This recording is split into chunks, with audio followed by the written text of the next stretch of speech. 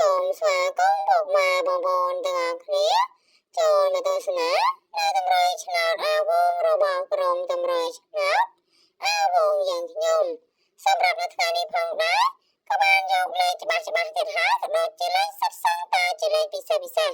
ដើម្បីយកមកធ្វើការចែកលេខជូនទៅកាន់ពុកម៉ែបងប្អូនទាំងអស់គ្នា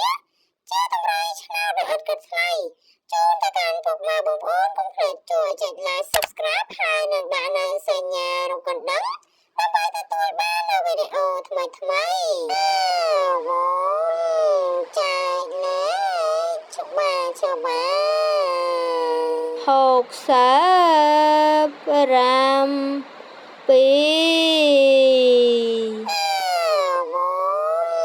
ចែកលេ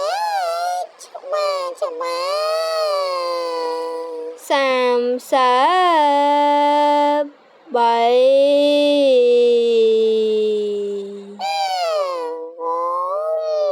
ចែកលេខច្បាស់សារ៉ូសាយកូ